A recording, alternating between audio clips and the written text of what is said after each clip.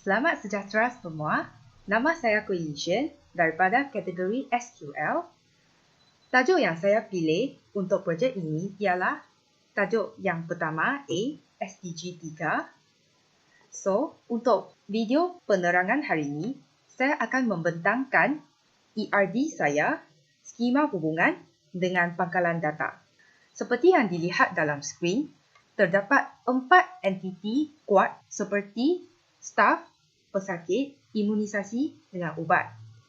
Disebabkan kesemua kekardinalan ialah many to many, wujud 3 entiti lemah iaitu dapatan ubat, rawatan dan pemberian vaksinasi.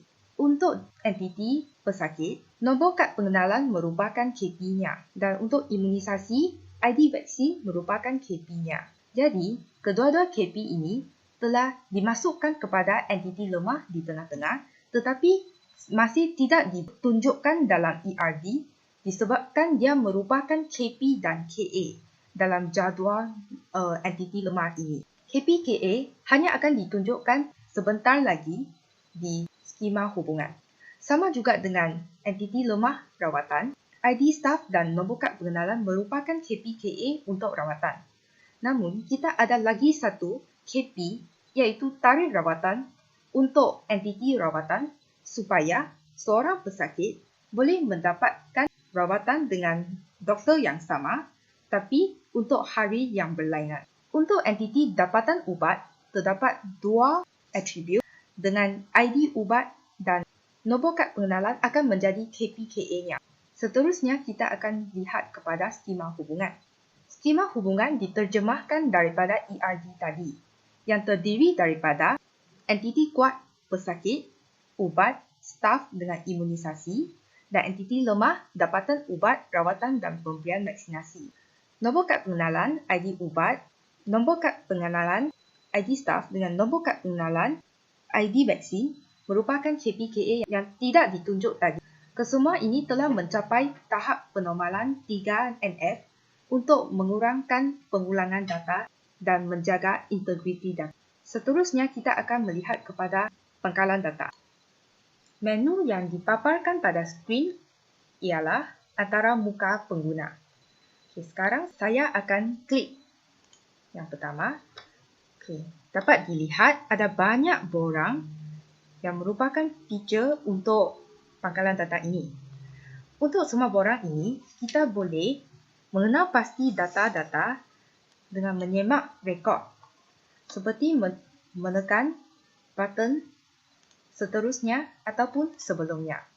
Kita juga boleh tambah rekod baharu dengan menekan butang baharu. Sama juga dengan borang daftar staf, daftar ibu mengandung dan sebagainya. Seterusnya, kita boleh lihat kepada semakan. Terdapat beberapa semakan di sini. Saya akan membuat satu contoh iaitu untuk kategori pesakit. Sekarang saya akan masukkan kategori pesakit yang saya ingin semak. Terdapat 4 kategori seperti ibu mengandung, penyakit kronik, kanak-kanak untuk vaksinasi dengan pesakit luar. So, sekarang saya akan menggunakan contoh kronik. So, seperti yang dipaparkan, kita boleh nampak terdapat 2 pesakit, Aminah dengan Adita, merupakan pesakit kronik. Kita turut boleh membuat semakan untuk kumpulan darah seperti kumpulan darah A. Seperti yang dilihat, Jennifer dan Izzati merupakan pesakit yang mempunyai kumpulan darah A. Contohnya, sekiranya berlaku kemalangan di kampung, kita perlukan semakan yang cepat untuk mendapatkan sumber darah untuk menyelamatkan pemangsa tersebut. Seterusnya, kita akan melihat kepada senarai. Senarai perempuan diperlukan sekiranya kita mahu memberi ceramah kesedaran kepada mereka tentang kepentingan menjaga kesihatan reproduktif. Selain itu, senarai ibu mengandung juga amat penting untuk mengenal pasti ibu yang mengandung dan memberikan check-up dan appointment kepada mereka. Selain itu, senarai vaksin diperlukan untuk mengenal pasti vaksin yang kita yang belum mengambil mengikut jadual yang telah disarankan di bawah. Untuk staf klinik bergerak ini, mereka memerlukan senarai pesakit untuk mengenal pasti kesemua pesakit yang mereka pernah berjumpa. Mereka juga akan menyemak rekod untuk individu yang tertentu, pesakit individu.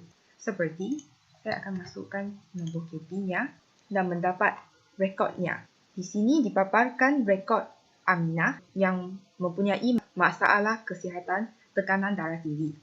Poster ini bertujuan untuk mempromosikan gaya hidup sihat yang amat penting bagi penduduk di Wakanda, supaya maklumat-maklumat kerajaan Wakanda dapat dicapai.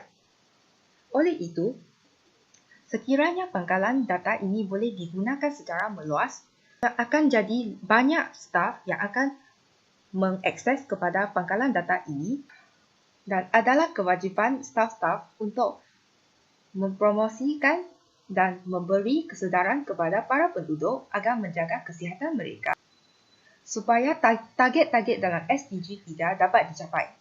Terima kasih.